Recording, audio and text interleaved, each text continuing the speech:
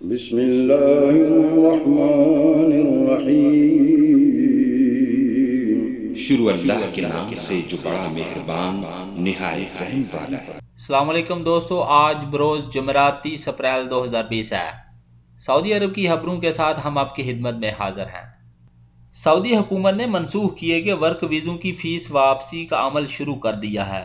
18 مارچ کے شاہی حکم نامے کے بعد سینکڑوں غیر ملکیوں کو جاری کیے گئے ورک ویزا منسوخ کیے جا چکے ہیں۔ خلیجی خبر رساں ادارے کی جانب سے فراہم کردہ تفصیلات کے مطابق بتایا گیا ہے کہ سعودی وزارت افرادی قوت نے وزارت خارجہ کی معاونت سے ایسے تمام غیر ملکیوں کو ویزا فیس کی واپسی کا عمل شروع کر دیا ہے جن کے ورک ویزا منسوخ کیے جا چکے ہیں۔ کرونا وائرس کے پھیلاؤ کے باعث گزشتہ ماہ غیر ملکیوں کے سعودی عرب میں داخلے پر پابندی عائد کی گئی تھی۔ اس حوالے سے شاہی حکم نامہ بھی جاری کیا گیا تھا۔ اس حکم نامے کے تحت دنیا بھر میں سینکڑوں غیر ملکیوں کو سعودی عرب میں روزگار کے حصول کے لیے جاری کیے گئے ویزے منسوخ کر دیے گئے ہیں۔ منسوخ کیے گئے ویزوں میں ایسے ویزے بھی شامل ہیں جن میں مہر ثابت کی جا چکی تھی۔ بتایا گیا ہے کہ 18 مارچ کے شاہی حکم نامے کے تناظر میں جن غیر ملکیوں کے ورک ویزا منسوخ کیے گئے ہیں ان سب کو ویزا فیس واپس کی جائے گی۔ سعودی حکومت کے اس فیصلے سے متاثرہ غیر ملکیوں کو ویزا فیس تو واپس مل جائے گی، لیکن ادھر ایک سوال اور بھی پیدا ہو رہا ہے، تاہم ان غیر ملکیوں سے بظاہر ان کا روزگار بھی چھن گیا ہے۔ سعودی عرب میں پھنسے پاکستانیوں کو واپس لانے کے لیے 2 سعودی شہروں سے پروازیں چلانے کا اعلان کیا گیا ہے۔ حکومت نے سعودی شہر جدہ کے علاوہ دارالحکومت ریاض سے بھی خصوصی پرواز چلانے کا اعلان کیا ہے۔ تفصیلات کے مطابق وزیر اعظم کے معاون خصوصی برائے سمندر پار پاکستانی سعید ذوالفقار بہاری نے کہا ہے کہ سعودی عرب سے واپسی کے خواہشمند پاکستانیوں کو مرحلہ وار وطن واپس لانے کے لیے ہفتے میں 2 پروازیں شروع کرنے کا فیصلہ کیا ہے، جبکہ مریضوں اور میتوں کی پاکستان منتقلی کو بھی ترجیحی فہرست میں شامل کر لیا گیا۔ ان کا کہنا ہے کہ ابتدا میں فیصلہ کیا تھا کہ پاکستانی کو واپس لانے کے لیے 2 خصوصی پروازیں جدہ بھیجی جائیں گی، لیکن بعد ازاں کوشش کر ایک پرواز جدہ اور ایک پرواز ریاض منتقل کر دی گئی ہے۔ پاکستان کو پریشان ہونے کی ضرورت نہیں ہے کیونکہ اب ہر ہفتے یہ پروازیں آیا جایا کریں گی۔ تاہم اگر کورونا کے مریضوں کی تعداد میں اضافہ ہوا تو پھر ہو سکتا ہے کہ اس شیڈول میں تبدیلی بھی کرنا پڑ جائے۔ وزیر اعظم کے معاون خصوصی نے یہ بھی کہا کہ فی الحال ہمیں سعودی حکومت کا شکریہ ادا کرنا چاہیے کہ انہوں نے ہمارے لوگوں کا خیال رکھا ہے۔ اس وقت پوری دنیا میں وطن واپس آنے کے خواہشمند پاکستانیوں کی تعداد 1 لاکھ ہے۔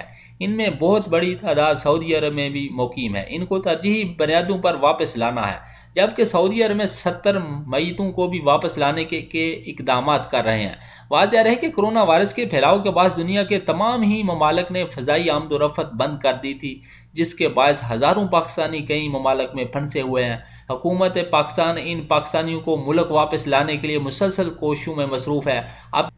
اب تک امارات اور دیگر ممالک میں بھی پھنسے پاکستانیوں کو کچھ تعداد وطن واپس پہنچ چکی ہے۔ سعودی عرب میں ایک اور پاکستانی جعلی ڈاکٹر کو گرفتار کر لیا گیا ہے۔ کورونا نے پچھلے کئی مہینوں سے دنیا میں ہلاکت اور غارت گری مچا رکھی ہے، جس سے نمٹنے کی خاطر دنیا بھر کے بہترین دماغوں والے سائنسدان ویکسین ایجاد کرنے میں دن رات مصروف عمل ہیں۔ تاہم سعودی عرب میں کئی پاکستانیوں نے ویکسین بنا بھی لی ہے اور اس سے لوگوں کا علاج بھی شروع کر دیا ہے۔ گزشتہ چند روز کے دوران پولیس نے متعدد پاکستانیوں و نوسر بازوں کو گرفتار کیا ہے جو خود کو کوالیفائڈ ڈاکٹر ظاہر کر کے لوگوں کا جعلی ویکسین سے علاج کر کے ان سے ہزاروں ریال بٹور چکے تھے۔ ان خبروں سے تمام پاکستانی کمیونٹی کی جگ ہنسائی بھی ہوئی ہے، تاہم ابھی اس جگ ہنسائی کا سلسلہ تھما نہیں ہے، کیونکہ سعودی پولیس نے ایک اور جعلی پاکستانی ڈاکٹر کو کورونا کی ویکسین سے علاج کرنے کے جرم میں گرفتار کر لیا ہے۔ گرفتار کیے گئے جعلی ڈاکٹر کی عمر 40 سے 50 سال کے درمیان ہے، جس نے اپنے جاننے والوں میں یہ مشہور کر رکھا تھا کہ اس نے کورونا وائرس کی ویکسین تیار کر لی ہے۔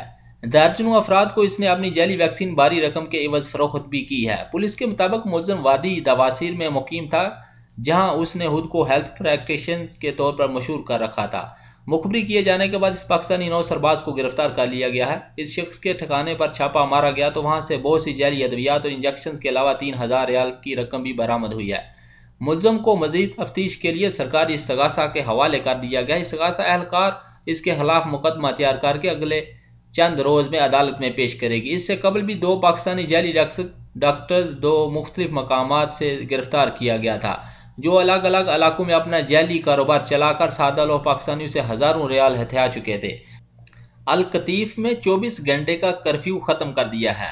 سعودی شہر القطیف میں لوگوں کو نقل و حرکت کی اجازت دے دی گئی ہے۔ 7 رمضان بروز جمعرات سے شہریوں کو صبح 9 بجے سے لے کر شام 5 بجے تک باہر نکلنے کی اجازت ہوگی۔ شہر سے باہر جانے اور داخل ہونے کی اجازت بھی دے دی گئی ہے۔ تفصیلات کے مطابق سعودی عرب کے ایک اور شہر میں 24 گھنٹے کا کرفیو ختم کر دیا گیا ہے۔ بتایا گیا ہے کہ کرونا وائرس پھیلاؤ کے باعث مکمل طور پر لاک ڈاؤن کر دیے گئے شہر القطیف میں نافذ پابندیوں کو اب نرم کر دیا ہے۔ کل بروز جمعہ 30 اپریل سے القطیف کے تمام شہریوں کو احتیاطی تدابیر پر عمل کرتے ہوئے باہر نکلنے کی اجازت ہوگی۔ شہری صبح 9 بجے سے شام 5 بجے کے درمیان ضروری کاموں کے لیے باہر نکل سکتے ہیں۔ لوگوں سے یہ بھی درخواست کی گئی ہے کہ وہ غیر ضروری طور پر باہر نکلنے سے بھی گریز کریں۔ شاپنگ مالز کھل گئے ہیں۔ اقتصادی سرگرمیاں جزوی طور پر بحال ہو گئی ہیں۔ سعودی عرب کے تمام شہروں میں کرفیو میں نرمی کے بعد بدھ 29 اپریل سے اقتصادی سرگرمیاں جزوی طور پر بحال ہونا شروع ہو گئی ہیں۔ تجارتی مراکز، تھوک اور ریٹیل کے تاجروں کی دکانیں، نجی کمپنیاں کھلنے پر ہزاروں تارکین گھروں سے نکل کر تجارتی مراکز اور مارکیٹوں کا رخ کر رہے ہیں۔ العربیہ نیٹ کے مطابق مکہ المکرمہ مکمل لاک ڈاؤن والے محلوں میں کرفیو ابھی باقی ہے۔ سعودی حکام نے کرونا وائرس کی وبا کو پھیلنے سے روکنے کے لیے اقتصادی سرگرمیوں کے حوالے سے سخت فیصلے کر رکھے ہیں۔ معروف سعودی اقتصادی تجزیہ نگار فضل ابو عنین نے اس یقین کا اظہار کیا ہے کہ اقتصادی سرگرمیوں کی جزوی بحالی سے نجی اداروں کے اقتصادی مسائل کا بوجھ کم ہوگا، خصوصاً نقدی کی قلت دور ہوگی۔ تجزیہ نگار نے مزید کہا ہے کہ حالات کا رخ بتا رہا ہے کہ جلد مملکت بھر میں تمام اقتصادی سرگرمیاں بحال کر دی جائیں گی۔ مارکیٹوں کی بندش کا خمیازہ معیشت کو جھیلنا پڑ رہا ہے۔ یہ غیر معمولی ہے۔ مستقل بنیادوں پر اسے برداشت نہیں کیا جا سکتا۔ اقتصادی سرگرمیاں بند کرنے کا نقصان کرونا وائرس سے بچنے والے نقصان سے کسی طور پر کم نہیں ہے۔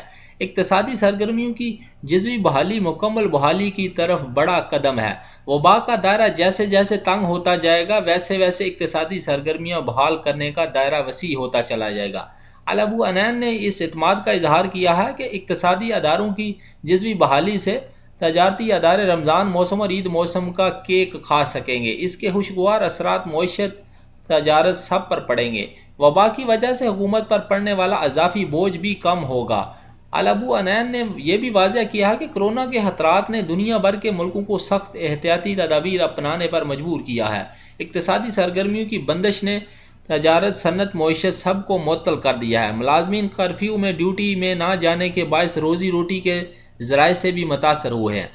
اب دنیا بھر میں اقتصادی سرگرمیاں تدریجی طور پر بحال کرنے کی ہوا چل پڑی ہے، لیکن اس کے ساتھ وبا کو پھیلنے سے روکنے کے لیے حفظان صحت کے ضوابط پر بھی عمل درآمد بھی ناگزیر قرار دیا جا رہا ہے۔ یاد رہے کہ سعودی حکام نے مملکت بھر میں سعودی شہری غیر ملکیوں کو 20 رمضان تک صبح 9 بجے سے لے کر شام 5 بجے تک گھروں سے نکلنے کی اجازت دے رکھی ہے۔ سعودی وزیر بلدیات و دیہی امور ماجد العقیل کے سربراہی میں قائم کمیٹی نے غیر ملکی ورکرز کے لیے 2.5 لاکھ سے زیادہ متبادل مکانات کا آن لائن اندراج کیا ہے۔